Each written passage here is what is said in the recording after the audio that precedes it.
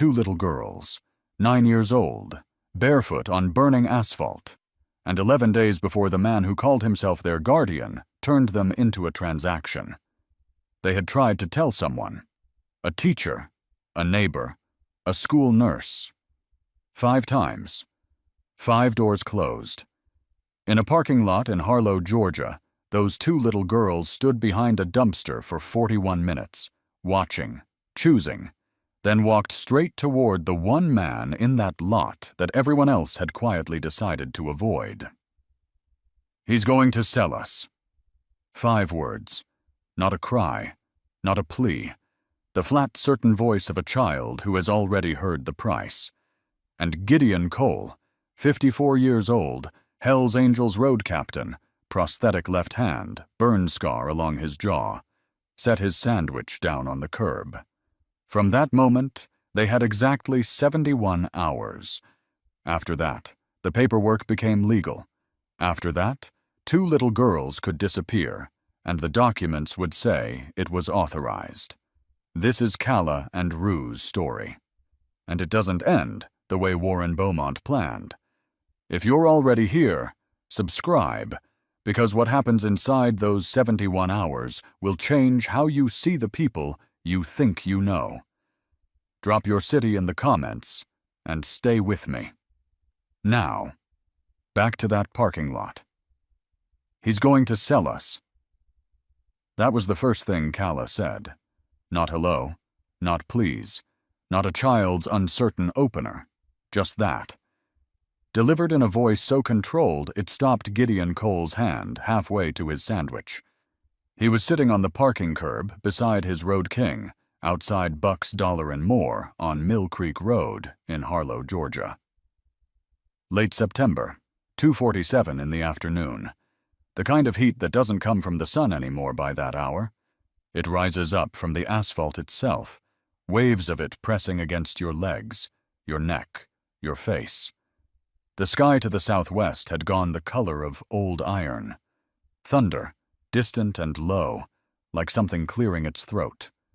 Gideon had been watching the clouds come in. He had a paper bag from the gas station next door, a gas station sandwich he was 3 bites into, and the particular quality of stillness that belongs to men who have learned, through long and specific experience, that stillness is a form of attention. He wasn't asleep to the world. He was reading it quietly. The parking lot had given him his usual 6 feet of empty space in every direction. That was automatic now, after 14 years. People don't crowd a man in a Hell's Angels cut, who carries a matte black prosthetic where his left hand used to be, who has a burn scar running along his jaw, and who has the kind of face that suggests he has seen the precise moment when things go very wrong, and did not look away. They just naturally, unconsciously, leave a little room, which is why it took him a moment to register the sound. Bare feet, careful on hot asphalt, not the slap of a running child. The deliberate, light placement of someone who has learned to move without being heard. He looked up. 2 little girls, identical, dark eyes, thin. Not the thin of a child who doesn't eat enough vegetables, but something else entirely, something specific and alarming. Collarbones showing at the neckline, arms like the stem of a flower before it fully opens. One in a pink hoodie, too small, cuffs worn to threads, sleeves that didn't reach her wrists. The other in a navy windbreaker held closed at the collar by a single safety pin. A dark, dried streak on her right heel from the asphalt walk. Both of them barefoot. Both of them looking directly at him and not looking away. They had stopped 2 feet from the curb, close enough to speak, far enough to run. The one in the pink hoodie. She reached back without turning, found her sister's hand, gripped it once. Then she looked at Gideon and said it. "He's going to sell us." Gideon set the sandwich down on the curb. Slowly. He didn't stand. He didn't reach toward them. He opened his right hand, palm up, resting on his knee, and let it rest there. The prosthetic left hand stayed still. It was not a reach. It was an offering. Here. I'm not moving. He lowered his chin so he wasn't looking down at them from above. A specific adjustment. A large man who understands, in that moment, that his size is the problem. He said, "Nobody's selling anybody today."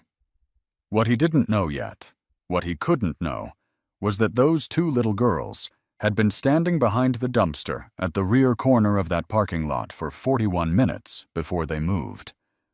41 minutes of watching, of choosing. They hadn't chosen randomly. They had watched every person in that lot. The young couple who drove away without looking up.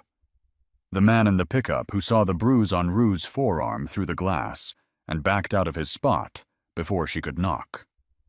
The store employee who told them Warren Beaumont's name like it was a verdict. And the three women from the Harlow County Women's Auxiliary, purses over their arms, lanyards still around their necks from their planning meeting next door, who looked at these two shaking, barefoot little girls and told them they ought to be ashamed of themselves. 4 separate attempts, 4 rejections. And after the last one, Calla had looked at Rue, and Rue had looked at Calla, and there was a conversation in that look that required no words, because they had been having it their whole lives. One more time. Him. The scariest-looking man in the lot. The one nobody else went near. 47 pounds of 9-year-old logic. If the safe-looking people won't help, try the one who doesn't look safe at all. Gideon asked one question, quietly. "How long have you been out here?" Calla said, "Since before lunch." He looked at their bare feet. He looked at the dried blood on Rue's heel. He looked at the way Rue's eyes were doing a quiet, practiced count of every exit point within 20 feet. The parking lot entrance, the gap between the tire shop and the dollar store, the alley behind the gas station. A child who has learned to know where the doors are. He said, "Are you hungry?" And that was when Rue made a sound. Not a word. Just a small, involuntary sound. The sound a person makes when they have been holding something in for so long that one ordinary question nearly cracks the whole thing open. Calla's hand tightened on her sister's. She looked at Gideon steadily. "We haven't eaten since yesterday morning," she said. "He keeps the pantry locked." Gideon was quiet for 3 seconds. Anyone who has seen combat, anyone who has knelt beside an IED in 118-degree heat and made themselves go completely, absolutely still. 3 seconds can contain a great deal of information. What lived in those 3 seconds was something he had no name for yet, only the physical weight of it settling somewhere behind his sternum. He reached into the paper bag beside him and held out the second half of his sandwich, still in the wrapper. He held it out and did not move, and he waited. Rue took it first. Both hands. She ate the way children eat when they are not sure if the food will stay or be taken back, fast, deliberate, eyes up. Calla ate her half more slowly, watching Gideon the whole time, as if she were still deciding something. He let them finish. He did not speak. He did not look away. When the wrapper was empty, he said, "My name is Gideon. I want to help you, but I need to understand what's happening. Can you tell me?" And here is where, if you've been listening, you might be asking yourself, what kind of a person tells a story like this to a man like that? I'll tell you what kind. The kind who has run out of every other option. The kind who spent 41 minutes watching a parking lot full of people who looked safe, and came to a conclusion that anyone with enough experience of the world eventually arrives at. The appearance of safety is not the same thing as the fact of it. Calla and Rue Denton were 9 years old.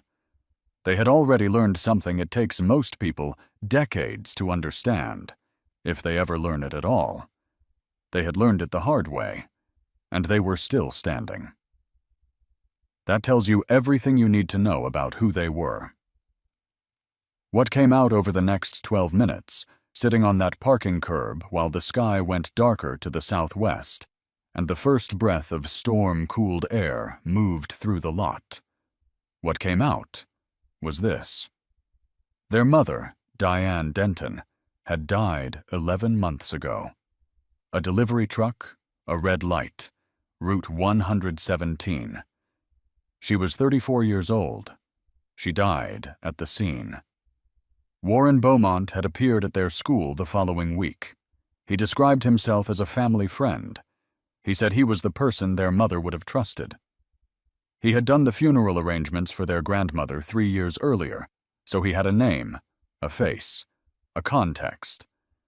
He had paperwork ready within 72 hours of the funeral. Emergency guardianship. He moved them to his property. Temporarily, he said. That was 11 months ago. Calla said it plainly, in the way she said everything. Quiet, precise, like a prepared statement.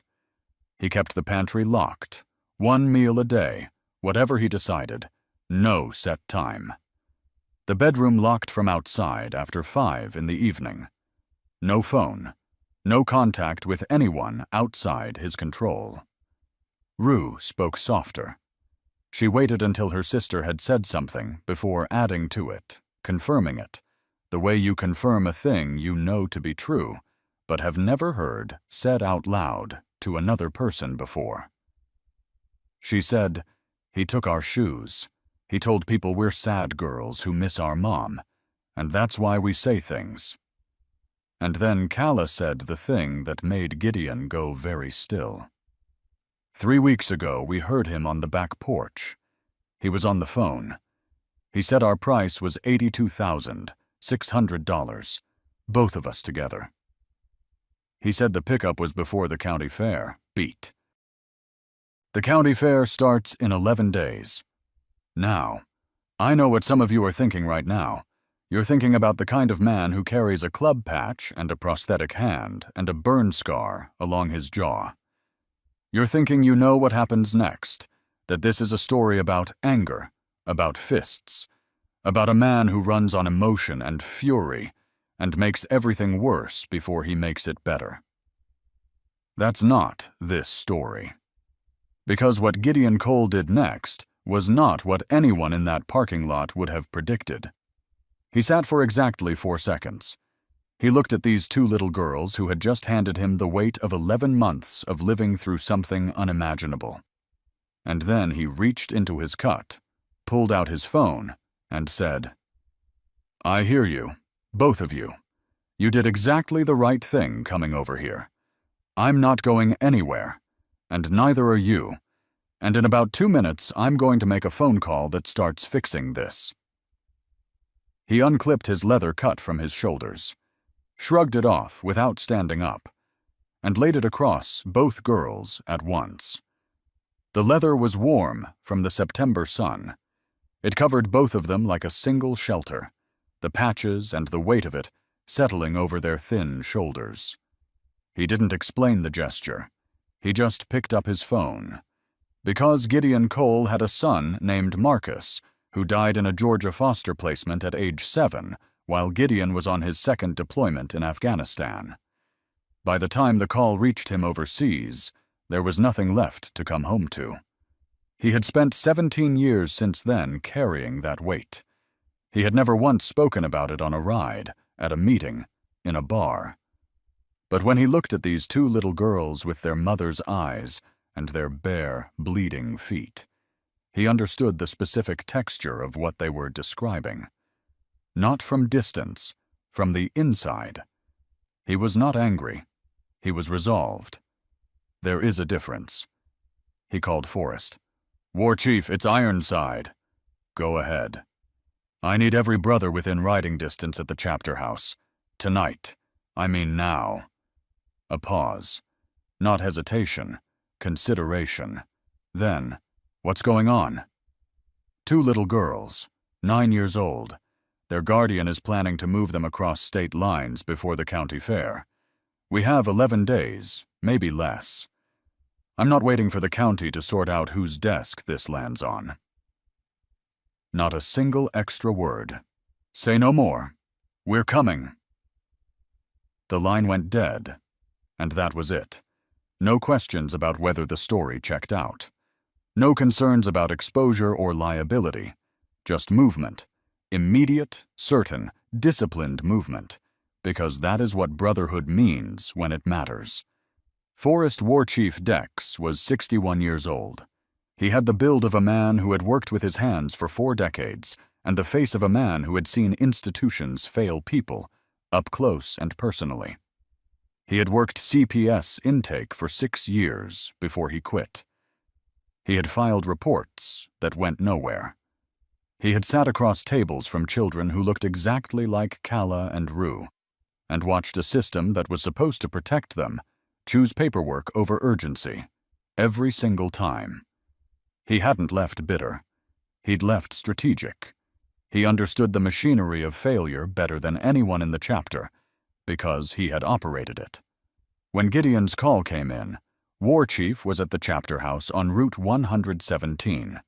Within 40 minutes, the first call had gone to 2 more Georgia chapters.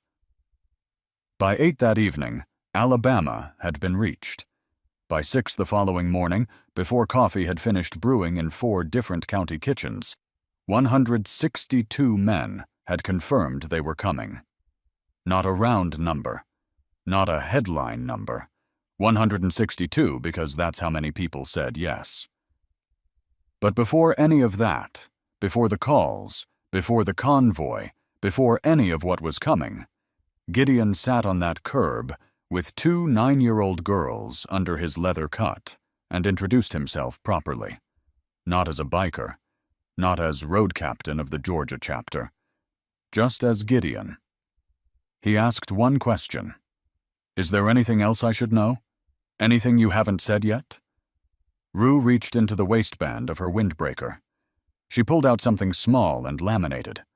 A wallet photo, worn smooth at the edges from months of handling. She held it out without a word. Gideon looked at it. A school photo of a young woman, 9 years old in the picture, the same dark eyes looking up from the glossy surface. The same eyes looking at him right now, from 2 different faces. He looked at the photo. He looked at the girls. He handed it back carefully, with the specific gentleness of a large man who understands what something small and irreplaceable means to the person carrying it. Your mom? He said. Kala nodded once. He said, She looks like someone who loved you very much. And that was when Rue wrote something. On the inside of her left wrist, with a pen she produced from her windbreaker pocket. Just 3 words. Gideon didn't try to read them. He understood that some things needed to be written down before they could be kept. What he didn't know yet, what none of them knew yet, was that Rue had been keeping a record. On her wrist, on paper scraps, on the inside back cover of the one book they had been allowed to keep.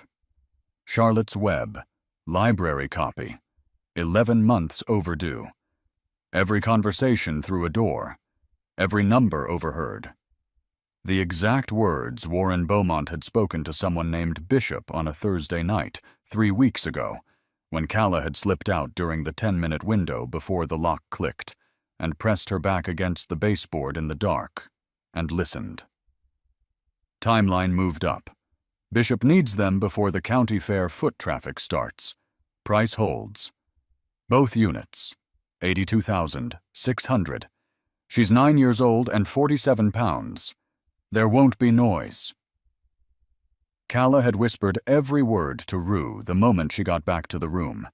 Rue had written it in pencil on the inside back cover of Charlotte's Web. They had been carrying the book since. Gideon sat very still when Kala told him the last line. The weight he had felt settle behind his sternum earlier. It shifted, hardened into something else. He did not move. He did not raise his voice. He simply let the silence hold what needed to be held. Then he said, Do you still have the book? Rue looked at Kala. Calla looked at Rue. Then Rue reached under the navy windbreaker and produced it. Charlotte's Web, library binding, worn soft at the spine. Gideon looked at the cover for a moment. He had a daughter once too, briefly, in another life. She used to love that book. He put that thought exactly where it lived and left it there. "Okay," he said. "Here is what's going to happen. In about 20 minutes, a man named Sandstone is going to come here. He's a combat medic. He's going to check you both over, make sure you're all right. And he is going to be patient.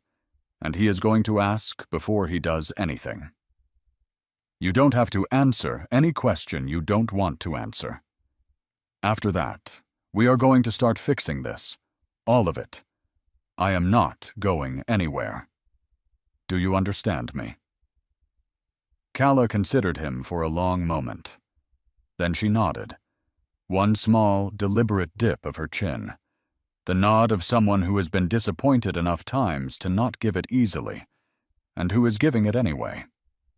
Behind her, barely audible over the parking lot noise and the distant thunder, Rue let out a breath. The sound of two little girls who had spent 41 minutes behind a dumpster deciding whether to trust the scariest man in the parking lot, and had gotten the answer right. By the time Sandstone arrived, Dale Sandstone Pruitt, 67, combat medic out of Gulf War, the man who had been present in enough crisis situations to have permanently retired his ability to show alarm on his face, the sky had opened up. Georgia rain, the kind that doesn't negotiate.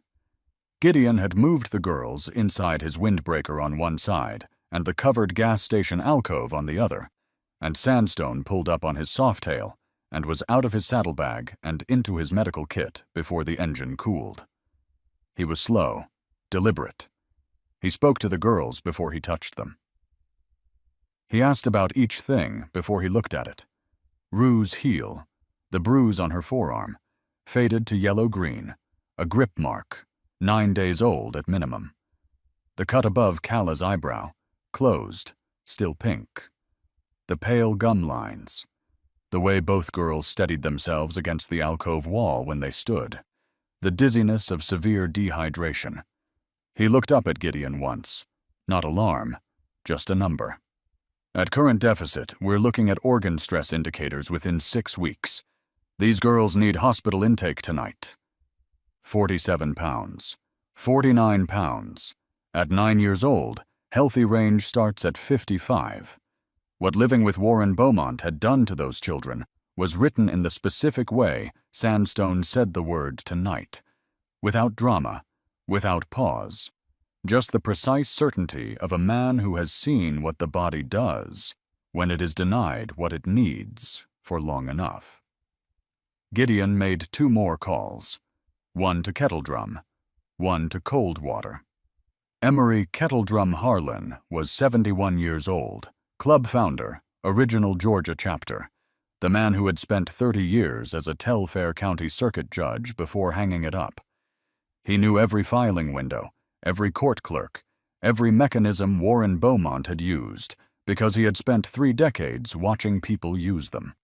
The moment Gideon laid out the timeline, the emergency guardianship filed 72 hours after the funeral, the fake NGO placement letter, the county fair as the handoff window. Kettledrum went quiet for about 4 seconds. Then he said, "The placement paperwork. It's been stamped by a county clerk. That means it's active documentation. There is a 71-hour window from right now before it becomes legally executable, before Warren can move those children across state lines with papers that will pass a standard check. After that window closes, it becomes significantly harder to stop." 71 hours. That was the number. Everything from this moment forward had to happen inside it. And what he didn't know yet, what none of them knew yet, was that this wasn't the first time Warren Beaumont had done something like this. That the pattern they were looking at had a history. That somewhere in the paperwork, Behind the warm smile and the Meals on Wheels route and the Habitat for Humanity photograph on the county website, there was a name Kettledrum would recognize. But that discovery was still coming. Right now, a storm was moving through Harlow, Georgia. Two little girls were sitting in a gas station alcove with a leather cut across their shoulders and a combat medic taking their blood pressure. And 162 men were making their way to a converted farm property 7 miles out on Route 117. Because a 9-year-old had looked at a parking lot full of people who looked safe and chosen the one who didn't. And she had been exactly right. By 2 in the afternoon on Sunday, Route 117 was making a sound that Harlow, Georgia had never heard before. It started the way thunder starts, low and distant, something you feel before you hear it, a vibration in the soles of your feet if you were standing on the right piece of road. Then it grew. It became directional. It became specific. It became the sound of 162 motorcycles moving in disciplined formation down a 2-lane Georgia highway, chrome catching the post-storm light, engines running with the deep, coordinated rhythm of men who have ridden together long enough that their machines breathe as one.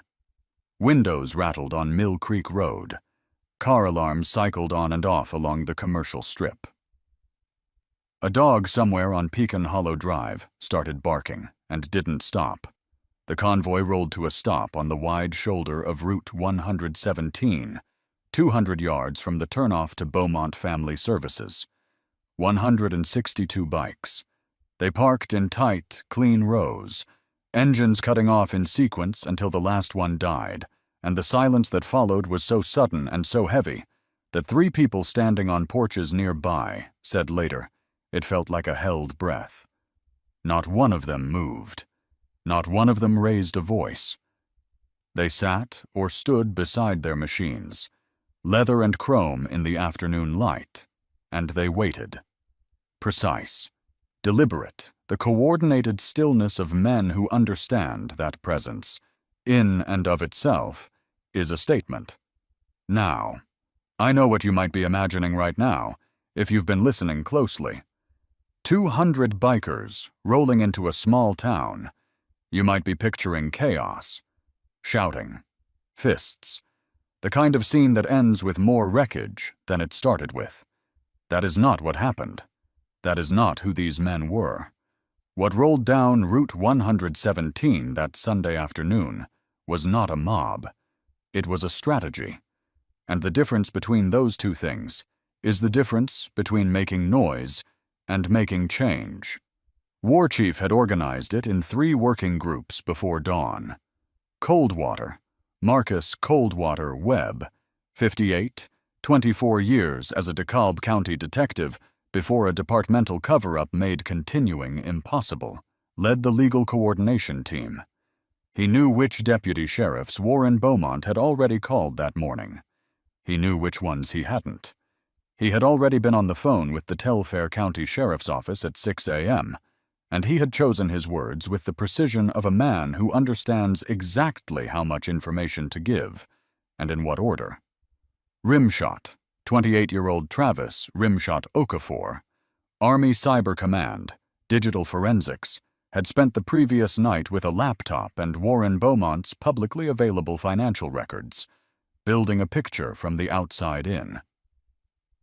What he had found in 6 hours of work was enough to make Kettledrum, when he reviewed it at 7 a.m., set his coffee cup down and not pick it up again. And Driftwood, Carl Driftwood Reeves, 55, 18 years as a high school counselor before he watched a student fall through every net the system offered and quit, had spent the morning sitting with Calla and Rue at the chapter house, not asking questions, just being present, letting them be in a room where the door was not locked. He reported back to Gideon with one sentence: "They're steady. They know what they need. Don't crowd it." The first witness they spoke to was Eunice Clyde, 71 years old. She had lived on Wisteria Lane, 3 properties from Warren Beaumont's address, for 22 years. She answered the door in a housecoat and reading glasses, took one look at Coldwater and the two brothers standing with him, and said, "I wondered when someone was finally going to come." She had seen Rue's note in her mailbox 4 months ago.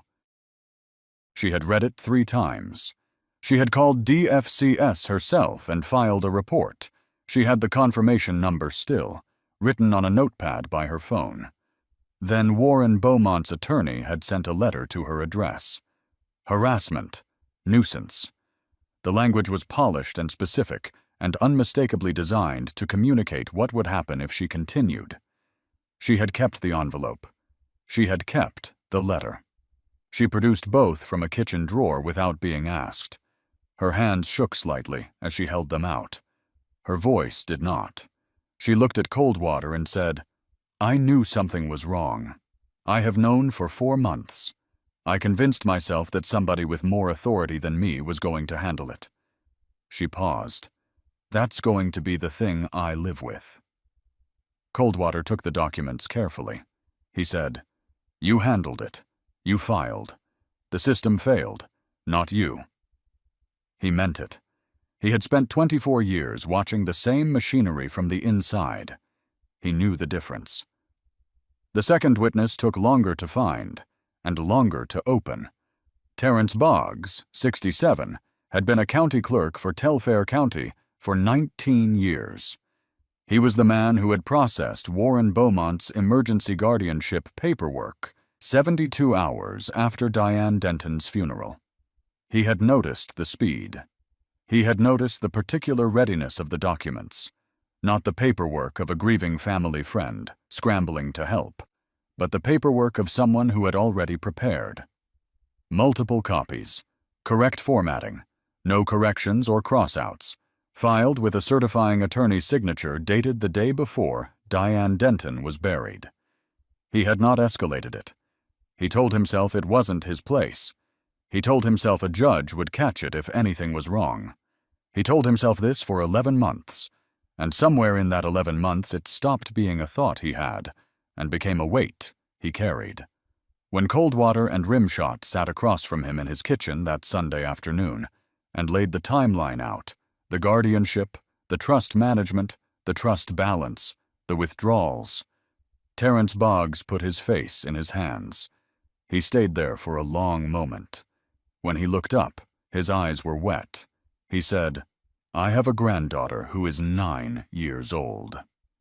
He said nothing else for a while. Then he said, "What do you need from me?" What they needed was a sworn statement about what he had observed in those documents and why the speed of filing had registered as unusual. He gave it. His handwriting was careful and precise, the handwriting of a man who understood that this document needed to be exact. The third witness was the one nobody expected. Sandra Mims, 59, had been a member of the Harlow County Women's Auxiliary for 11 years. She had resigned 3 weeks ago, the same Saturday that Calla and Rue had stood in the parking lot of Buck's Dollar and More, asking for help. She had been one of the 3 women who walked away. She had said nothing at the time. She had listened while her colleague told those 2 shaking, barefoot little girls that Warren Beaumont had given more to this county than anyone she knew, and that they ought to be ashamed of themselves. She had driven home. She had not been able to eat dinner. She had not been able to sleep.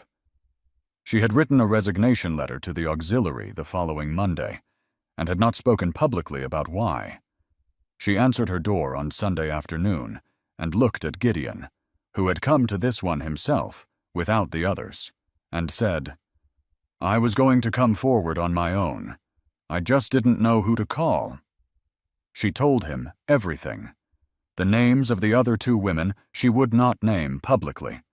The specific words used, the specific way Warren Beaumont's name had been deployed, not just in that moment, but across years of auxiliary meetings, charity events, public gatherings.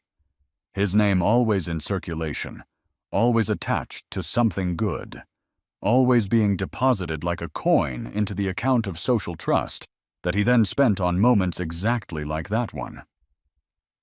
She said, Men like him, they invest in goodness the way other people invest in property. They do it so that when something comes up, they already own the neighborhood. Gideon looked at her for a moment. He said, "Would you be willing to say that to a federal investigator?" She said, "I've been waiting 3 weeks to say it to someone." Meanwhile, Rimshot had been working. He had Warren Beaumont's financial footprint mapped across 3 monitors at the chapter house, the publicly available records, the trust documentation Kettledrum had obtained through proper legal channels, and the secondary account that Kettledrum's federal contact had flagged as recently active. The picture coming into focus was not the picture of a man who had made one desperate criminal decision. It was the picture of someone who had done this before. Layer 1, Warren's personal account showed $8,400 per month in withdrawals coded as Guardian expenses. It showed the truck payment on a 2023 Ram 1500 Laramie, $54,200, paid cash from the trust account. It showed an $18,700 deposit on a short-term rental property at Oconee Lake. It showed $23,900 in funeral home refrigeration equipment billed personally. Layer 2, the trust itself, $347,600.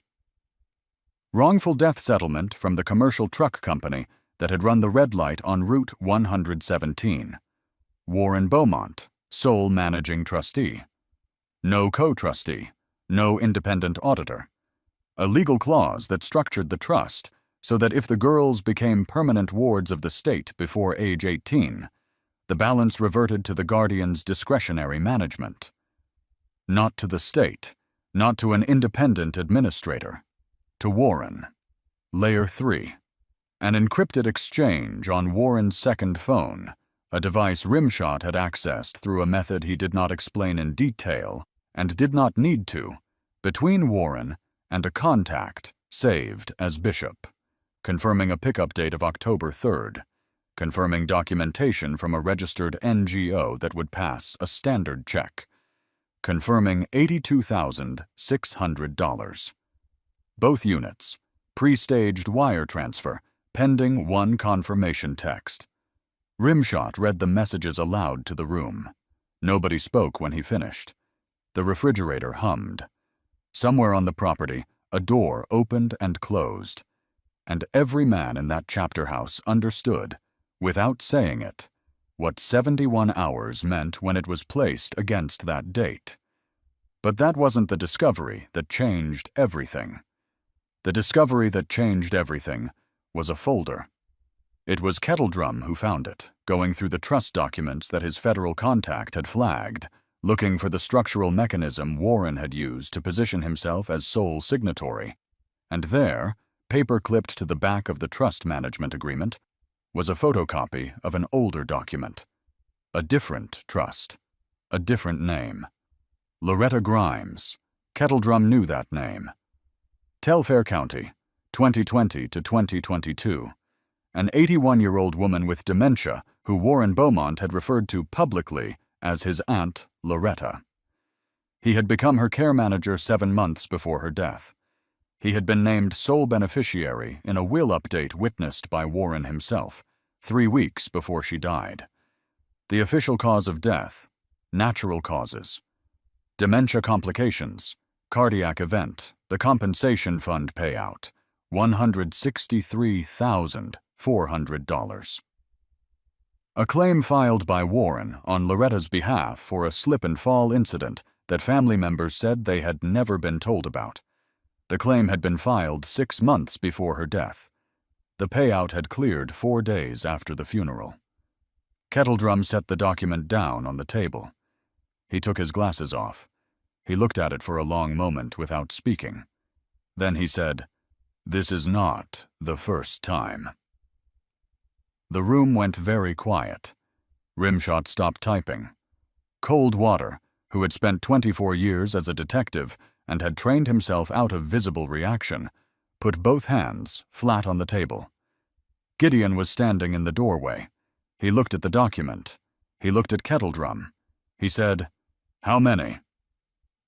That answer was still coming, but the shape of it was becoming clear. There was one more person who needed to be spoken to before the night was over. Not a predator, not a villain, something harder than that, in some ways. A coward. His name was not Warren Beaumont. His name was Gerald Moss, 53, and he was the attorney who had structured the trust management agreement that gave Warren Beaumont sole control of $347,600, belonging to two 9-year-old orphaned girls, with no independent oversight built in. Gerald Moss knew what he was building when he built it. He had built it precisely. He had billed $3,400 for the work. Gideon went to his house alone. A Sunday evening. Gerald Moss answered the door in a cardigan. Gideon did not raise his voice. He did not need to. He held up the trust document and said, "I need you to tell me everything about this arrangement. From the beginning. How it was structured, who directed the terms, and whether you have any documentation of conversations that took place before it was filed." Gerald Moss looked at the document. He looked at Gideon. He looked past Gideon at the driveway, where Coldwater was visible, sitting on his motorcycle. He opened the door wider and said, "You'd better come in." He broke faster than Gideon expected. "They always do," Coldwater had said earlier. "The predator fights because he's still calculating. The coward folds because he was never prepared for this moment, and the weight of what he's been carrying is heavier than the fear of consequences." Gerald Moss had told himself, when he built the structure, that it was technically legal. He had told himself that his job was to execute the client's instructions, not evaluate them morally. He had told himself that DFCS would catch anything genuinely wrong. He had told himself this for 11 months, and somewhere in that 11 months, he had started waking up at 3 in the morning for no specific reason he was willing to examine. He handed over copies of his client correspondence files before Gideon asked for them. What was in those files added a dimension that the financial documents alone couldn't provide.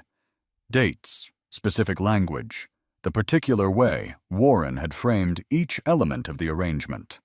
Not just the trust, the school withdrawal, the homeschool paperwork, all of it drafted with Gerald Moss's assistance, all of it technically inside the law, all of it deliberately structured to make Warren the unchecked center of gravity around two children who had no one else.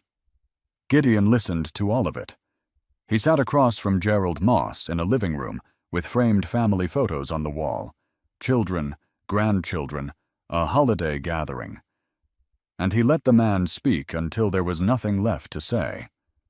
Then he said, "You're going to write all of that down. Tonight. And you're going to make yourself available when federal investigators contact you. All of it. Exactly as you've told me." Gerald Moss nodded. He looked smaller than he had when he opened the door. Gideon looked at the family photos once, briefly. He said, "There are children who needed someone to ask one uncomfortable question before they signed that paperwork. You didn't ask it." He stood up. He walked to the door. He paused there because there was one more thing that needed to be said, not for Gerald Moss, but for the clarity of the record. "The money you billed," he said. $3,400. You should think about what you want to do with that." He left. The FBI made contact at 10:47 that night. Special Agent Diane Forsyth, Atlanta Field Office. Plain clothes, practical jacket. She drove herself. She arrived at the chapter house without announcement, knocked on the front door, and identified herself to the brother who answered with 2 sentences, her name and her office. She did not expect a warm welcome, and she did not receive one. She was shown into the front room, and she stood, not sat, and waited while War Chief and Gideon and Coldwater looked at her with the specific, calibrated neutrality of men who have had reasons to be skeptical of federal authority. She said, I understand you have material relevant to an open federal investigation. Gideon said, Depends on what you're investigating. A short pause.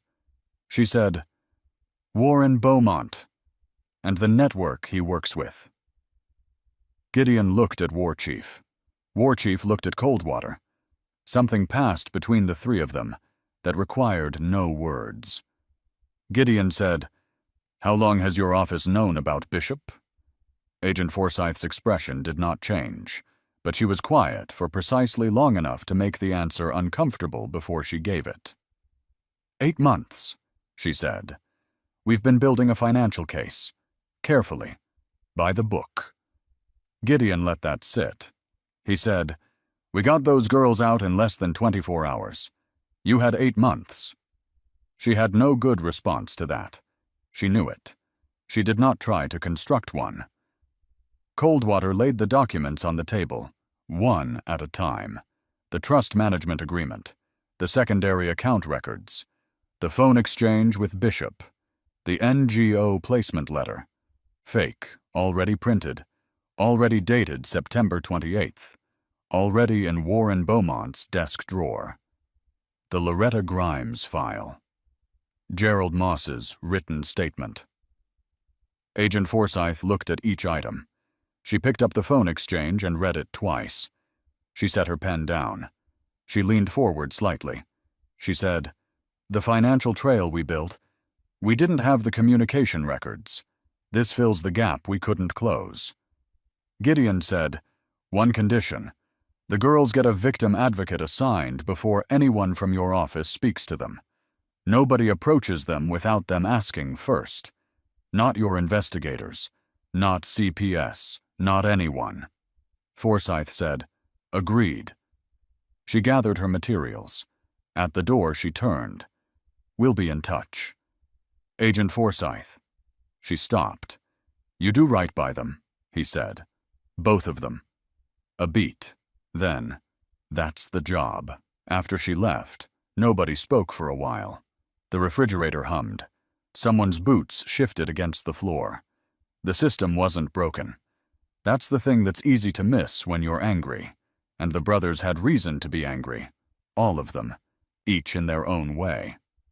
But a broken system could be repaired. This one worked exactly as designed. Built to move carefully. To require documentation. To protect due process, even when due process costs time that someone inside a locked room doesn't have. Nobody designed it to fail those girls. It just turned out that way. When the person who needed saving needed it faster than the paperwork could catch up. What happened in that chapter house that night was not the system being replaced. It was 162 men buying the hours the system needed to do what it was built to do. They picked Warren Beaumont up at 6:17 the following morning. He was at the residential wing of 334 Pecan Hollow Drive.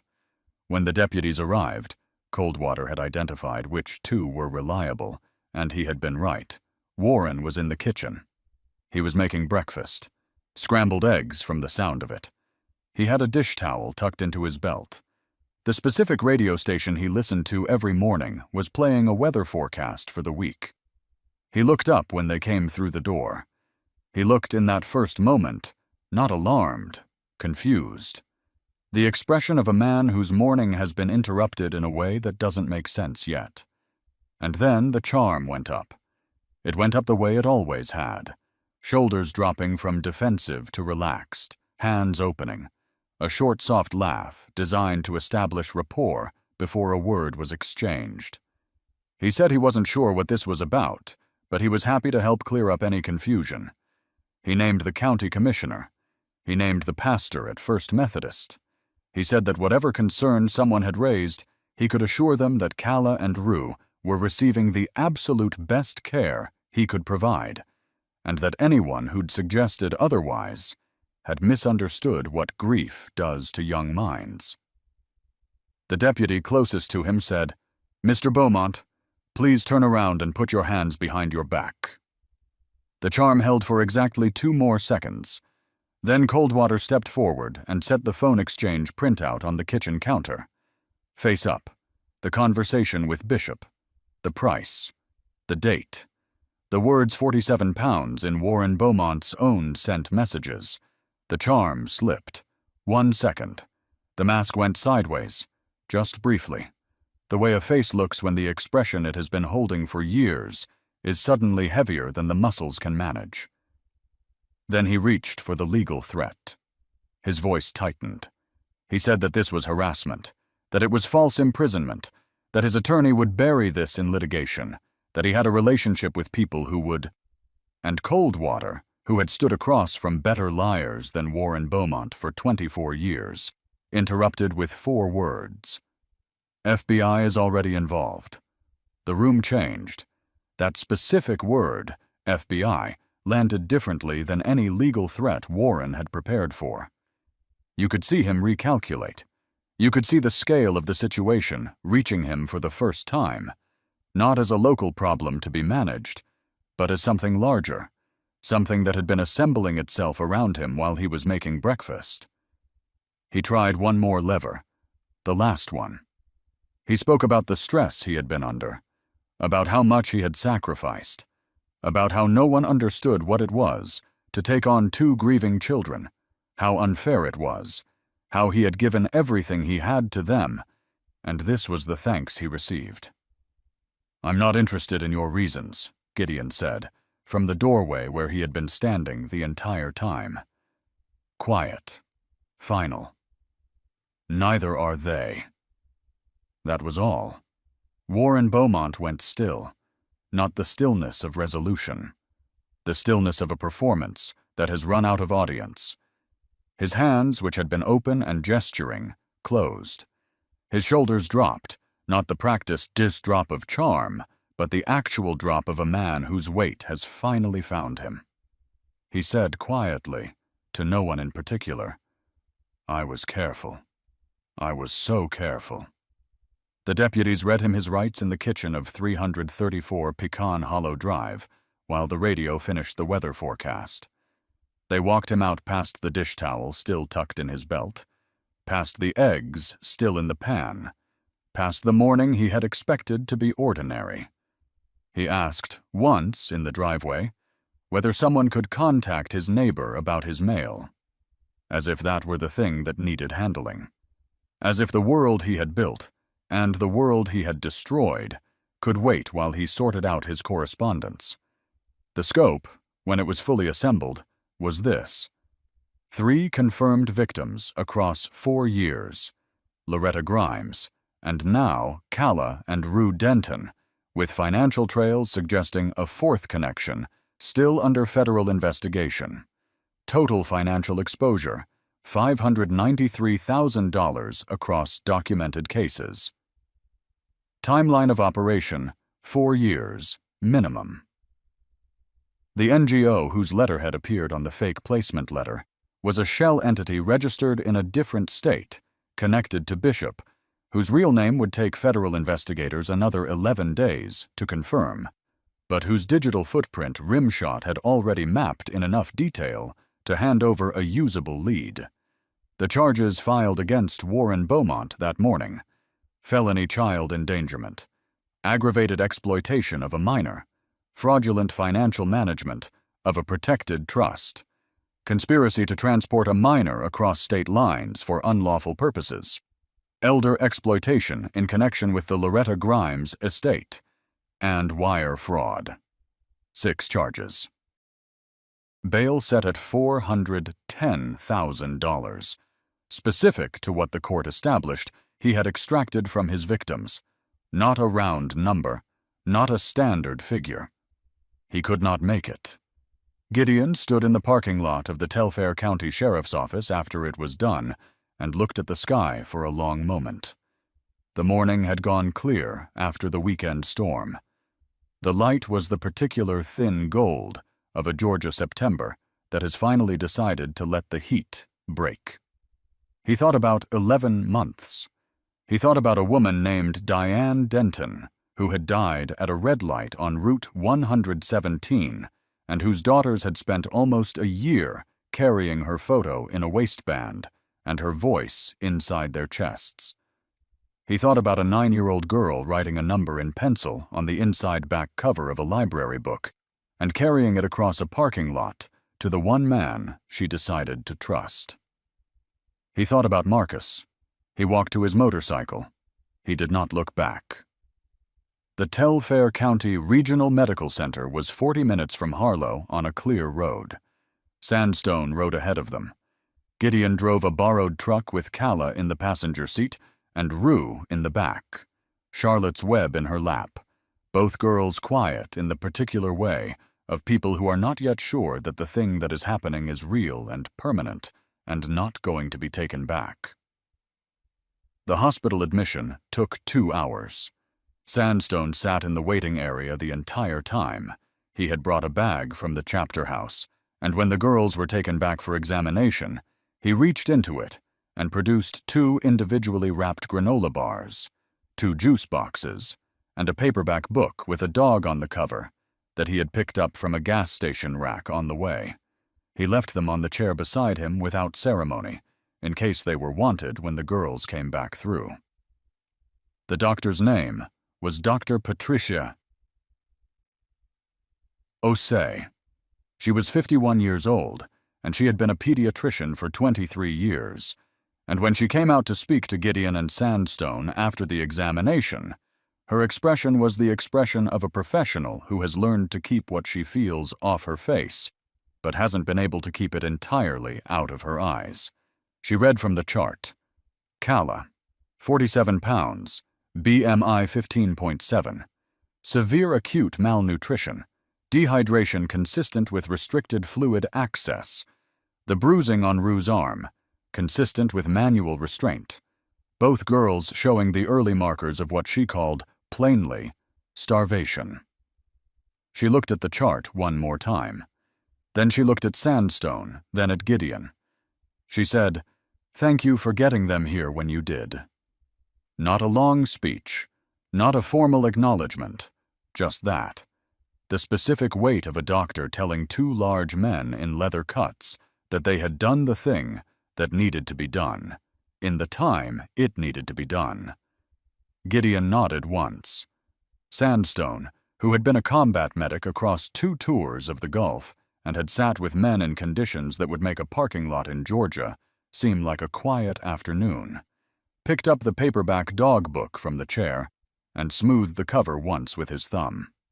He said, "Refeeding has to be slow. They can't just eat normally yet. System shock. It'll take 4 to 6 weeks before their nutrition levels stabilize. You need to know that." Gideon said, "What do they need in the meantime?" "Monitored intake, consistent schedule. Same time, same place, same person handing them the food if possible. The body needs to learn that the food isn't going away." He said it matter-of-factly, the way he said everything medical. But what he was describing was not just a clinical protocol. He was describing what it takes to teach a child's body to trust again, from the most basic level. The level of hunger and satiation, of need and response. It is slow. It requires patience. It cannot be hurried without causing harm. Gideon filed that away where it needed to go. The first safe meal happened 3 days later, in the kitchen of a house on Birchwood Court in Milledgeville, 31 miles from Harlow. The house belonged to a woman named Rosalind Tate, 63, retired schoolteacher, the sister of a brother who rode with the Georgia chapter. She had called War Chief before he called her, which said everything about who she was. She had a spare bedroom and a half, a garden out back, and the specific quality of warmth that certain people carry in rooms. A warmth that is not performed, that is simply present in the way they move through a space. She made oatmeal, with brown sugar on the side, in a separate bowl, so that each girl could choose how much. Sliced banana, 2 glasses of water with lemon, a plate of saltines because Sandstone had told her what the first meals needed to look like. They sat at a round kitchen table. Rosalind sat across from them, not next to them, enough distance to give them the room. She didn't fill the silence with talk. She let them eat. Calla ate slowly. She kept her hands on the bowl even between bites, not gripping it, just touching it. The specific behavior of someone whose body has not yet received the message that the food is not going to be removed. She got halfway through before she stopped and looked out the window at the garden for a moment. Then she picked up her spoon again and kept going. Rue ate faster, then slowed herself deliberately. She had her library book on the chair beside her. At one point, she reached over and put her hand on its cover, just briefly, the way you touch something to confirm it's still there. The lemon in the water. That was the detail. The smell of it, cutting clean through the oatmeal warmth, cool and specific. A smell that has nothing to do with locked pantries or punishment, or one meal a day at whatever time someone decided. Just lemon and water, on a Tuesday morning, at a round table with no clock on the wall and no lock on the kitchen door. Neither girl cried. They ate their breakfast in the autumn light coming through Rosalind Tate's kitchen window, and that was enough. That was exactly enough. Here is where I want to step outside this story for a moment and speak to you directly. Not about Calla and Rue, about Warren Beaumont, because the question that stays with me, the one I think stays with a lot of people when they hear a story like this, is not how did he do it. The question is how did no one see it? And the answer to that question is both simpler and more uncomfortable than most people want it to be. Warren Beaumont did not succeed through force. He did not succeed through intimidation. He succeeded through the visible, consistent, public performance of goodness. The Meals on Wheels route, every Tuesday and Thursday, for 7 years. The Food Bank Board, the Habitat for Humanity crew, the photo on the county website, the warm two-handed handshake, the sandalwood, the pressed khakis, and the wire-rimmed glasses, and the Georgia courtesy in his voice. He built all of that, deliberately, the way a craftsman builds a tool, with the specific end use in mind. And here is the thing that matters, that I want you to hear. He is not unique. He is not rare.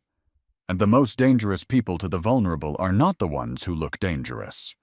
They are the ones who have made it their absolute business to look like the opposite, who have invested in goodness as social currency, spending years accumulating it precisely so that when a grieving child, or a confused elderly woman, or a frightened neighbor says something uncomfortable, the community reaches for its ledger and says, "But look at everything he has done." Warren Beaumont knew that the ledger was the weapon. He funded it for years before he needed it.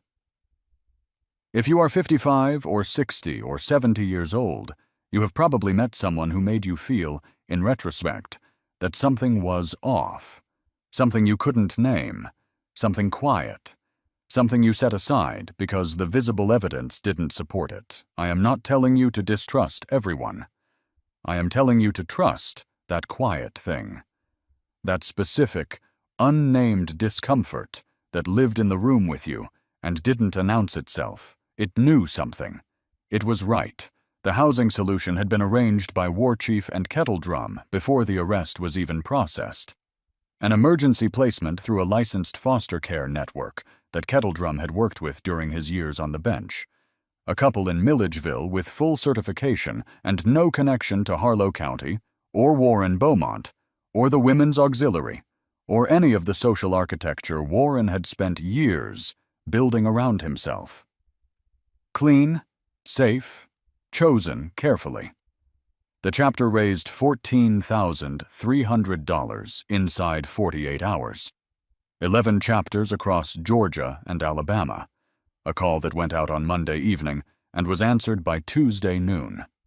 The money went into a restricted account managed by a certified financial guardian Kettle Drum appointed himself, independent, audited, structured, so that no single person had unchecked access, the exact opposite of what Warren had built. Kettledrum handed the girl's new foster mother the paperwork himself. He had driven to Milledgeville with it that Wednesday afternoon. He sat at the kitchen table and walked through every document, every clause, every protection that had been filed on the girl's behalf. Emergency custody order, restraining order.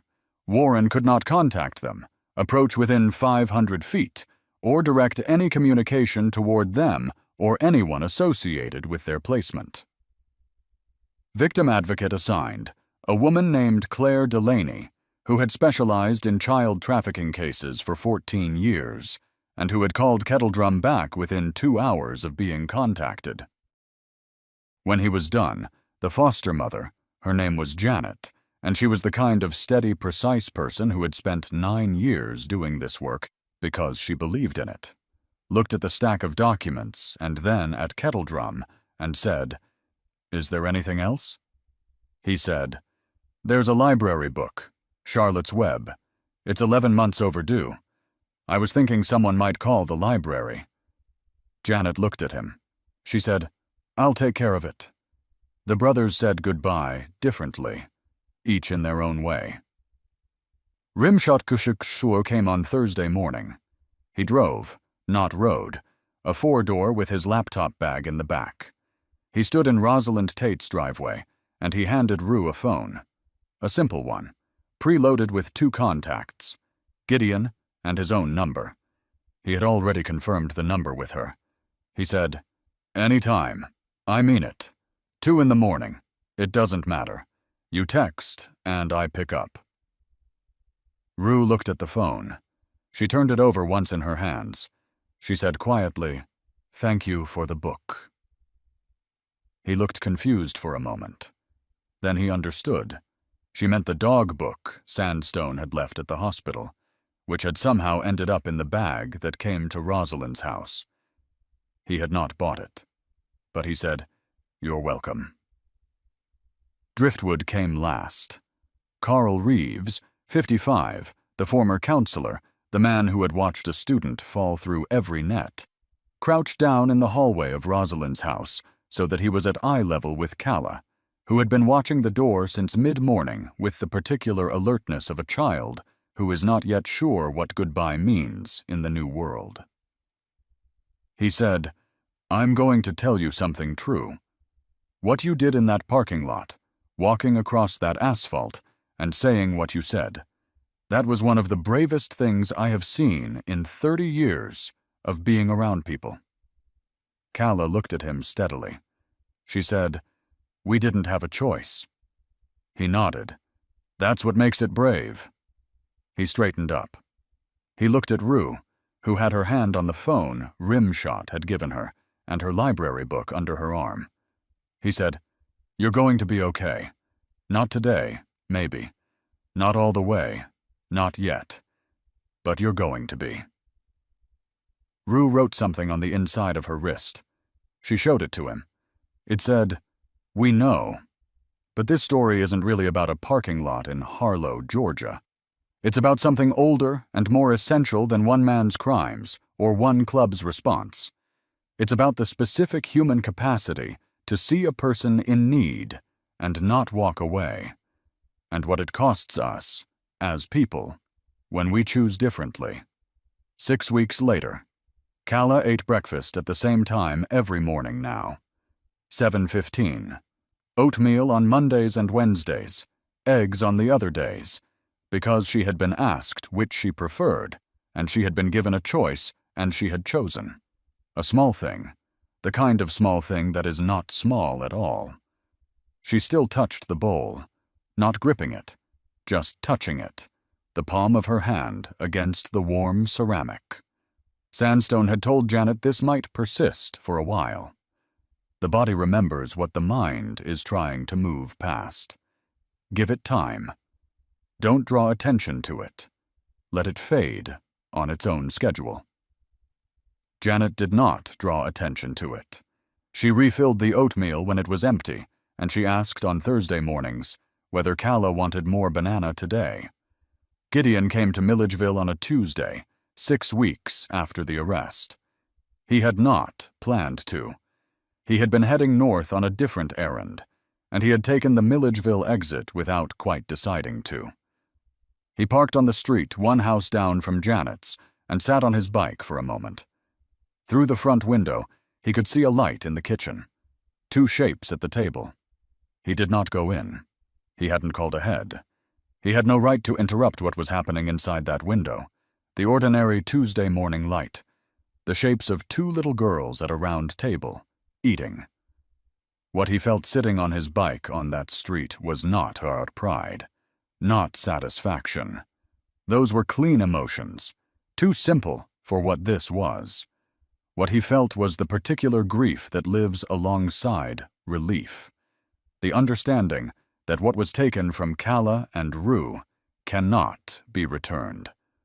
Only worked around, only slowly, patiently circumvented, day by day, breakfast by breakfast, choice by choice. He thought about Marcus. He always thought about Marcus at moments like this. He had learned over 17 years not to fight that. He let it come. He let it sit with him for the length of a slow breath. Then he started the engine. He checked his mirrors once. The kitchen light was still on. He pulled out onto the road and rode north. 8 months later, Rue started talking, not to a room full of people, not on a stage, in a small office at a children's advocacy organization in Macon, in a Tuesday afternoon meeting with a caseworker named Diane, who specialized in cases like theirs, and 2 other girls who had been through something, the details different, the shape of it recognizable. Rue had been coming to the group for 6 weeks. She had not spoken in the first 4. On the 5th week, one of the other girls had described something, a specific detail about the way a locked door sounds from the inside at night, the particular quality of that silence. And Rue had looked up from her lap and said, "I know that sound." 3 words, but the room changed. By the 8th month, Rue had become the person in that room who looked at the newest arrival the way no one had looked at her and Calla in that parking lot. She looked at them directly. She did not fill the silence too quickly. She let them speak at their own pace, and when they finished, she did not tell them it would be okay, because she understood that nobody wants to be told that. She said, "I hear you." 2 words, the first 2 words that matter. The caseworker noted in Rue's file that she had a particular gift for recognizing the moment when someone was deciding whether to trust. She had seen that moment from the inside. She knew what it looked like. The policy change came through that same month. Telfair County, DFCS, following a review commissioned after the Beaumont case, implemented a new protocol requiring that any emergency guardianship filing for a minor whose parents had died within the previous 90 days be automatically flagged for a co-trustee review before the filing was processed. A simple structural change, the kind that takes 30 seconds to implement, and that nobody thinks of until after the damage is done. Terrence Boggs, the county clerk who had processed Warren's paperwork 11 months earlier, had submitted a formal recommendation for that policy change 3 days after giving his sworn statement. It was the first official action he had taken in 67 years of life that he said, when asked, he was completely certain was right. War Chief read the policy notice when it came through. He printed it out. He put it on the bulletin board at the chapter house without comment. 3 years later. Calla was 12. She was in 7th grade at a middle school in Macon where she had made 3 close friends and earned the specific reputation of being the person in the room who noticed when someone was sitting alone. She was not loud about it. She didn't make a production of it. She just noticed. And then she moved. The day she crossed the cafeteria, a Wednesday in October, 3 years and 1 month after a Saturday in September, the girl sitting alone at the end of the far table was 11 years old and had transferred from another district 2 weeks earlier and had not yet spoken to anyone in the school who was not required to speak to her. She was thin, not the thin of a child who doesn't eat enough vegetables. Calla recognized the specific quality of it the moment she saw it. She recognized the way the girl held her lunch tray. Tight, both hands, the grip of someone who has learned that things can be taken. She recognized the way the girl's eyes tracked the room without settling anywhere. She recognized the particular quality of a face that has been alert for too long and has run out of the energy for hope, but hasn't quite run out of the energy for watching. She had worn that face herself. She knew what it felt like from the inside. She set her tray down across from the girl. She didn't say, "Is this seat taken?" She just sat. She ate a few bites. Then she looked up and said simply, "I'm Calla." The girl looked at her tray, looked at the cafeteria behind her, as if checking whether this was some kind of approach she needed to be suspicious of. Then she said, "I'm Maya." Calla said, "Are you okay?" Not the casual version. The real version. Eyes level, no performance. The question asked by someone who actually wants the answer. The question that the young couple in the parking lot had not asked. That the man in the pickup had not asked. That the store employee had not asked. That the women with the lanyards had not asked. Maya looked at her for a long moment. Then she shook her head once. Small. True. Calla did not reach for her phone immediately. She did not start a speech. She thought of Rue, of the small sound Rue had made when Gideon asked if they were hungry, the sound of something held too long finding the first available crack. She thought of Charlotte's web in the waistband of a Navy windbreaker. She thought of a man on a parking curb who had opened his palm and stayed still and waited. She said, "Okay, can you tell me?" Gideon got the message on a Sunday morning, 11 months after he had sat on his bike on a street in Milledgeville and watched the kitchen light through a window. It came from the number he had given Rimshot to program into Rue's phone 3 years earlier. It was not from Rue. It was from Calla. "I think I found someone who needs help. I didn't walk past. I wanted you to know." He read it twice. He sat with it for a moment. The weight of it. The specific lightness underneath the weight. He had a folder on his phone. He had started it 3 years ago. He had never given it a title. It contained messages like this one, from numbers he had given out and forgotten, from people he had never met whose children had come home because of what the brothers had done, from caseworkers and prosecutors and school teachers in counties he had never ridden through. Quiet messages, undramatic messages, the kind that arrive without announcement and sit in a pocket folder on a phone and mean more than any headline ever could. He typed back, "You did right. Tell me what you see." He thought about a parking lot on a September Saturday. He thought about the weight of a leather cut, warm from the sun, laid across 2 sets of thin shoulders. He thought about the specific courage it takes to choose the scariest-looking person in the room when every safer-looking person has already turned away. He had spent his life, or what felt like his life, trying to understand what had happened to Marcus, trying to find the shape of why the systems built to protect the most vulnerable people keep failing the most vulnerable people. He had never arrived at an answer that satisfied him. He wasn't sure one existed, but he understood this: you cannot replace the system. You can only be present in the places the system isn't, in the hours before it catches up. You can only open your palm and stay still and let someone decide to trust you. That's the job. It's not the bikers. It's not the patches. It's not 162 motorcycles on a Georgia highway, or a federal case, or a policy change at a county clerk's office.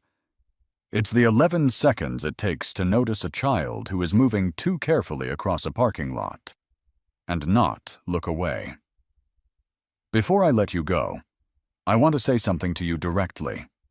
If you have ever been in a room where someone small was asking for help, and you weighed the cost of stepping forward against the comfort of staying where you were, You know the calculation. Most of us have made it. I am not here to shame anyone for it.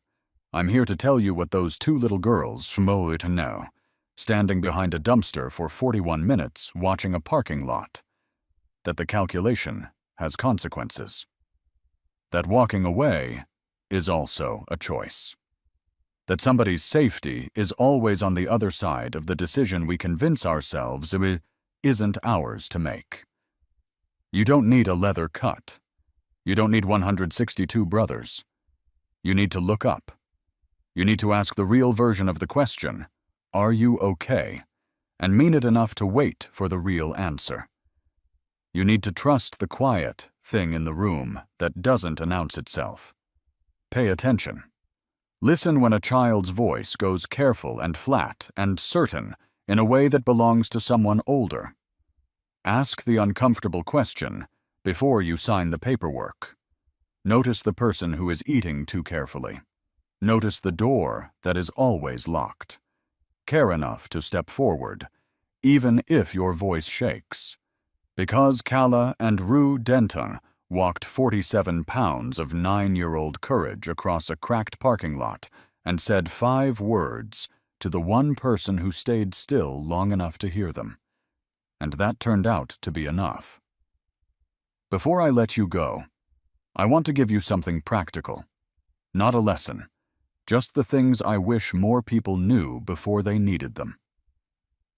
If you ever see a child who moves the way Kala and Rue moved, careful, quiet, making themselves small around adults, trust that. You don't need to be certain. You don't need proof. That is not your job. Your job is one phone call. The Child Help National Child Abuse Hotline is 1-800-042-24453. Available 24 hours a day, 7 days a week. You can call anonymously. You don't need to give your name. You don't need to have the full story. You say what you saw, and trained people take it from there. Here is what Warren Beaumont's case teaches us about what to watch for. Not dramatic things, ordinary things. A child who flinches when an adult raises their voice. A child who doesn't know when their next meal is. A guardian who cancels professional support. A therapist, a counselor, within the first month, citing home stability. A trust or estate where one person holds all the keys and there is no one else checking the math. And this, the one that matters most for the people in your life right now. If someone you love is elderly, or grieving, or newly vulnerable, and a helpful stranger appears very quickly with paperwork already prepared, slow down. Ask who else is on that document. Ask who the independent auditor is. Ask why it needs to happen this fast. The people most likely to harm the vulnerable are not the ones who look harmful. They are the ones who have spent years making sure they don't. One phone call. That's all Kala and Rue needed someone to make for 11 months. Don't let that be the story for someone in your life. If this story stayed with you, subscribe to Valiant Bikers because there are more stories like this one, and every one of them matters. Share this with someone you think needs to hear it today. And leave a comment below. Tell me about someone in your life who showed up when it counted. A person who didn't walk past. I read every one. Because the world Kala and Rue are living in now, the one with the round kitchen table and the lemon in the water and the Tuesday morning light, that world didn't build itself. It was built, one quiet act at a time, by the people who decided not to walk to the other side of the street.